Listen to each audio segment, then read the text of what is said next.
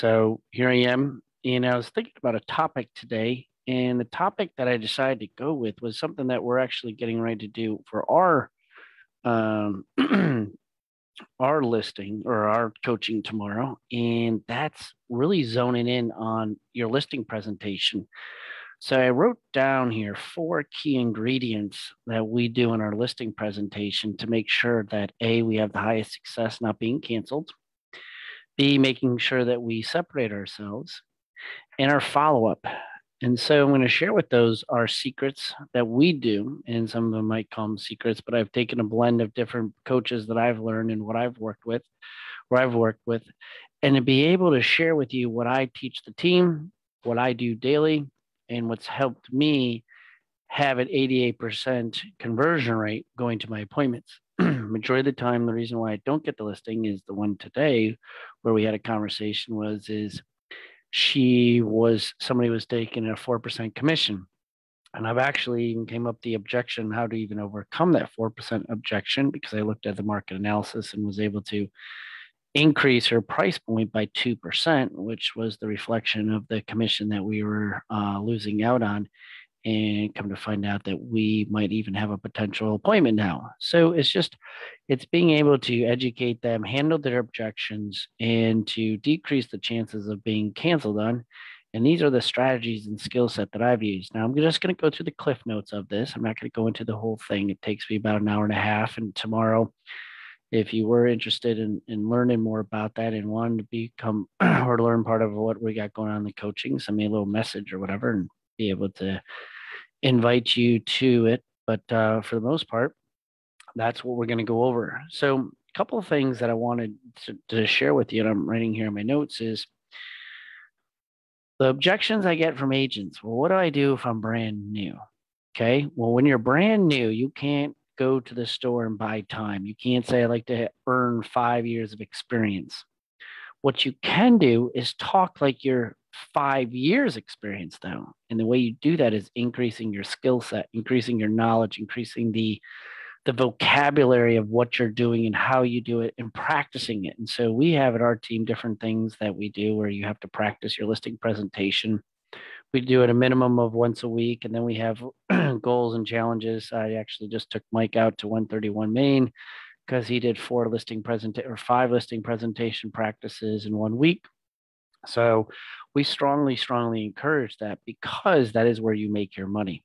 So without further ado, and if those, I got the live chat on, so if you have any questions or if you watch this after and you have some questions, feel free to ask me. So here are the 4 ingredients that we talk about, and they are in order of from getting the appointment all the way to after the appointment. So the first thing that we have after you have the initial consultation, the initial talk, going to the actual appointment, is you want to make sure that you have 5 touches to that person. And the reason why that's so important is because the more times you talk to them between the last time and the time that you knock on their door, the more times you talk to them decreases the chances that you'll be canceled on. Why is that? Was because they feel bad for you. They're like, well, we've talked to this guy like 5 times already. Like, we at least got to give him an opportunity to present his material here. So the initial talk, we have our follow-up thank you. We have our pre-qual that we do. And then we have the confirmation of our appointment. And then we let them know that we're on our way. So those are the things that we do to make sure that we are touching base with them. So that way they understand that we're doing everything that we can. Our most important is our pre-qual. I'm not going to get into that today. Our pre-qual is pretty much almost the same as almost to the point of like it is our listing. They don't realize it, but we're getting all the objections. We're understanding exactly what we have before we go into it, because our listings are typically only 45 minutes long. Some people might be like, oh my God, that's it. I've been there for like 2 hours. We actually play a little game of how fast we can go through our listing presentation, not because we're in a hurry, but because we've done all the work beforehand. If you didn't do the work beforehand, you're having to explain to them every single thing you possibly can. I'm going to talk about that in the pre-listing packet that we send to our clients. So that being said, we have we finished the initial consultation. We got to the appointment. We did the 5 touches. increases our chances.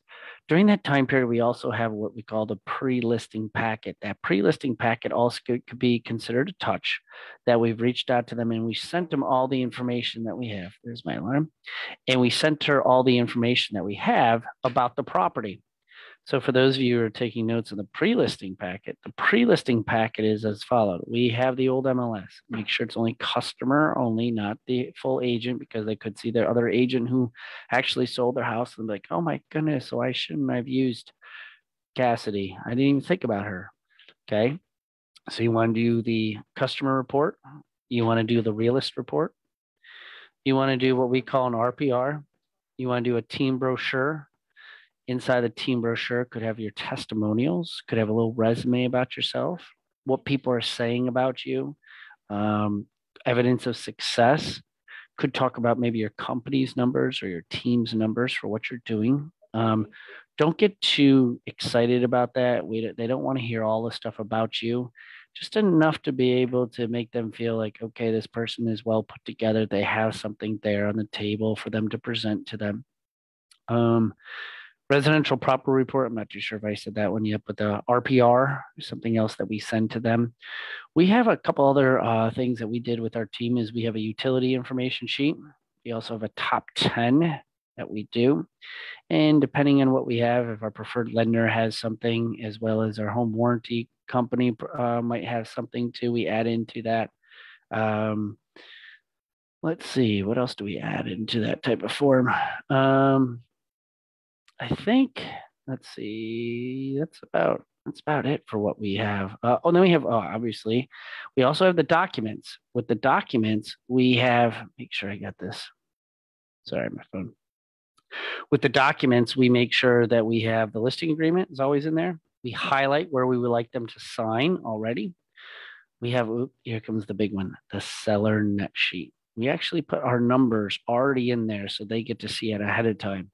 So we send that over to them. So we want them to be able to see what our numbers are going to be like. Let's hear their objections, whether they don't like our price, whether they don't like our commission. Let's hear those objections right away. Then we do residential property disclosures, the mineral and gas disclosures. We do the home inspections, whatever else the other stuffs are, the working with real estate. We put that all in there. And we highlight where we want them to sign. So they already know it's like, hey, here it is. It's kind of like we are making the assumption that you are hiring us when we go in there. So we have all these documents and we send it to them. All right. So that way they can get a sense of all the stuff that we're doing ahead of time. So typically when you even walk into your listing presentation, you really are taking a pen and maybe a couple other notes that you have that you want to make sure that you want to freshen up on before you go there. So the pre-listing packet's very, very important for them to be able to see it. And then when you do your pre-qual, which we talked about in the our initial 5 touches before our appointment, the pre-qual is one of them. And we are going through our pre-listing packet. We are having a conversation. It takes about 10 minutes and we're getting to know more about them, as well as ask them about our pre-listing packet, going through it. And then we say, do you have any questions? At that point, that's when the objections come into play. And we take those objections and we handle them in a specific way. Meaning, if somebody says, yes, I saw your commission there. We had another agent say that they were willing to do it for 5%. I saw you had 6% on there. Mr. and Mrs. Seller, that's a very, very good question. I'm so happy you brought that up. I will make a note of that right here. And that'll be the first thing we talk about when we get to your house. Is there anything else that you saw? And you move on to it. So that way, when you're at the table, you're not having to face the commission question right there and you're trying to think on the top of your head. Remember, I talked about if you're brand new, you have to increase your skill set. Well, you want to be able to have your skill set at a very high level by being able to practice before you get in there. And that's one way to be able to do it is handle these objections beforehand, validate it, accept it, say that's the first thing that we will handle, and you move on. So that way you can put yourself in a better position when you get to the listing table. It could be price, it could be marketing, it could be whatever it is. Just have it out there, understand it, accept it, and just say that'll be the first thing we talk about. All right. Now, as the listing gets itself right there and you're getting ready to go to the listing appointment, you want to make sure that you're there at least 10 minutes early. They always say 15 minutes in case of traffic, but 10 minutes early before you get to the appointment. walk around, well, I shouldn't say walk around, drive around the neighborhood. Make sure you know the pool. Make sure you're able to take a look at the adjacent properties. Look across the street, look to the left, look to the right, see what's behind them. Notice those things. Maybe if you're even good and you got there really early, you actually took a look at some of the other homes that's their competition and drive by those homes. Take a look. Oh, yes, I saw 123 Main Street down the road. I saw that's your main competition. My concern about theirs is they have a steep driveway. I noticed their grass wasn't completely like done up nicely the way yours was done. I noticed their neighbors over there, or whatever it might be, but no more information about their neighborhood and their market or their comparables that they have. It'll make you stand out. Also notice, wow, I noticed that the pool is only 2 blocks away. That's a really good wagon ride with your kids or any families to be able to go to the pool. And I'm going to use that in my agent comments when I share with the public why this is such a great neighborhood and why your home stands out compared to the others. You're already forecasting and telling them what you're going to write down for the remarks to be able to sell their home. All right. So those are key ingredients. As far as the listing goes into play, there's 3 main parts to my listing presentation. My listing presentation is the introduction of me getting a tour of their house.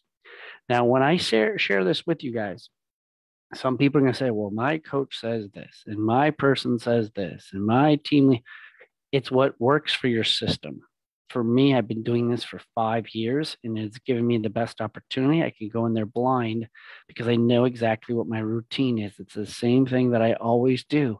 But just like Larry Bird, just like Michael Jordan, Tiger Woods, these stellar athletes, they practice, practice, practice, and they have the same routine over and over and over and over again on how they approach the foul line and make their shots. It's the same thing that you do here, and you have to practice that.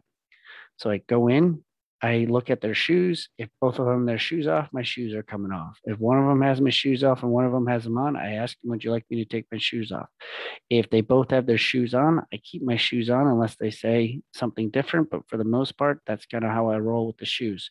I then say, I'd like to be able to put some of my papers down. Do you want to meet in the kitchen or in the dining room table? They will then direct me to wherever table that they decide, but I don't say the couch. I don't say like anything like soft and cozy. I'm constructing business. Okay. So they say, okay, we're going to do it in the kitchen. Sounds good. I put my stuff in the kitchen and then I say, I'd like to get a tour of your property. Tell me all the things that you've done to the property, what's most important to you, and what made you purchase this home while we're walking through. All right. Should only take no more than 10, 12 minutes to be able to do this. You go through the property, you're taking notes down. Please always take notes. A lot of people don't take notes. One of my analogies that I always use to people is if you went to a restaurant and you had a group of 4 to 6 people and the waitress or waiter came up to you and says, okay, I'm ready to take your order. And you all go around the table and you all are saying you want some complicated meals or everything else. And the waiter or waitress just keeps saying, uh-huh, okay, sounds good. All right, guys, I'll put that in the oven. I'll put that into the kitchen and I'll get back to you. And you're looking at each other like, our menu's going to be all messed up. Our food is not going to come out the way they want because they didn't take notes. So we're already pre-assuming that this person didn't do a very good job.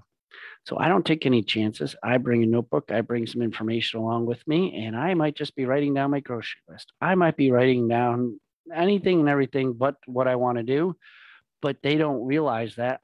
But I typically am writing down keynotes. I'm writing down things that they tell me what they like because I use it for my agent remarks. So just bring a piece of paper, bring some form of documentation so you can write it down, so you can take notes of what they're saying to you. So that way they feel like, wow, this person really took a lot of notes. The other agent didn't even ask to walk around the house. And that happens. I said, really? They didn't? Like, no, they just went to the table and showed us a whole bunch of homes that matched ours, and that was it. And then they were saying, like, we needed a sign right away. I was like, well, I'd like to get a tour first and tell me more about your house. Okay, set yourself apart. Get to the kitchen table. That's when I go over my numbers. I go over my seller net sheet again, talk about commission, talk about pricing. Once that is taking place, then I go to the final phase, and that's the marketing. I do it in that order because if I don't like their house, then there's no need to talk about the numbers. If I like their house, but I don't like their numbers, or they don't like the numbers, there's no need to talk about marketing. So I don't want to waste their time. We get through it. Most of the time, they've already seen everything, so it's a lot easier. It's kind of like building something from IKEA. You build it the first time, it takes forever. You build it the second time, it's not so long. They've already seen this, so that the listing presentation is not as long. They're like, yeah, we already recognize that. We've already seen that. We actually had questions on page 10. And so now you go all the way to page 10 and you're going to what the heart of and the meat and potatoes is of what their questions were. So that being said, I hit my phone here. So you get done the listing. Okay. Then you have your close and you have a hard close. And whether you get them to sign right then and there, or they say that they need to still ask more questions, they have another interview, they're sleeping on it, or they say, we're ready to hire you, whatever it is. And that's a whole nother conversation on the close. The ending, when you leave the property, you get done, you thank them for your time, you handshake them, and you leave. Okay. About 10 minutes later, 15 minutes later, I want you to pick up the phone. And I learned this call. It's called the honor call. The honor call is basically you stating and saying, thank you so much, Mr. and Mrs. Seller. It was an honor to be able to spend the afternoon with you or spend some time with you and your significant other, your wife or husband. We really appreciate, and myself and my team appreciate you giving us an opportunity to take time for helping you sell the biggest asset of your career, your life, whatever you want to say. Okay. We really appreciate it. And it was just an honor to be able to have that time with you. And we look forward to working for you in the future. Thanks again so much. And we end it that way. We try to separate ourselves knowing that maybe some of the agents aren't going to call. We try to separate ourselves with learning the little things when we walk around the house. We separate ourselves with the pre-listing. We separate ourselves with the 5 touches before we get to the appointment. We separate ourselves with all these little things that add up to be something big. So that way, when it comes time, do you feel absolutely confident and comfortable that me and my team are the person for you to sell your home? Are you willing to hire us today? That's our script. Okay. Anybody got any questions? Anybody got anything? It's worked for me for several years. That's what we do. That's what I teach. That's what I coach. It is our process. I know it inside out and backwards. I feel confident enough to go against anybody that's out there just because of the blend of doing it. Like I said to you, sometimes you don't get the deals, and majority of the time it's commission. And sometimes it could be personality. I had one person who just said they didn't like my personality. They said, Brock, we didn't really like you. You're just too much stuck in your way. And you know what? I'd rather deal with that now than get into the contract and then they're renegotiating maybe the inspection, or they're renegotiating something else and the appraisal falls apart. This is the most easiest part, I feel, because you can control everything. When you get into the contract, you're always reactive because you don't know what's going to come at you. Title, inspections, appraisals, attorneys, buyers, name it. There could be something that's going on. It's hard to control those items. So you have to be reactive a lot of the times in your transactions. You try to be as positive and proactive as you can. That's why we do status calls every Tuesday. But at the same token, it is very challenging to be able to be in a very proactive position all the time. And you rather know that now if your personalities aren't going to mesh them, they're probably going to be even more challenged throughout the transaction. You win some, you lose some. I kind of put a post out there about that, but I feel confident in what I do and how I've been doing it for several years, practicing it and teaching it. So hopefully you were able to take something out of this today. Hopefully you're able to take some information, take some nuggets on the listing side of how we do our 4 key ingredients between the initial conversation, our 5-point touches, our pre-listing packet, our pre-qual, our listing presentation itself, the steps inside the listing presentation, and then our honor call and finishing it up. Guys, it's been a pleasure talking to you and sharing it if I could talk, sharing this with you. If you have more questions or want to know more about our process and our listing process or a team brochure or something else, feel free to reach out to me. We are doing this. I'm diving deeper with the team in a listing coaching session tomorrow. So I'm excited about that. So this was like my practice warm up before tomorrow. So thank you so much. I appreciate everybody, and enjoy the rest of your day, night, whenever you decide to look at this and watch this video. And I appreciate you just being on here. If you got any questions for me, let me know. Thanks so much and enjoy. Bye.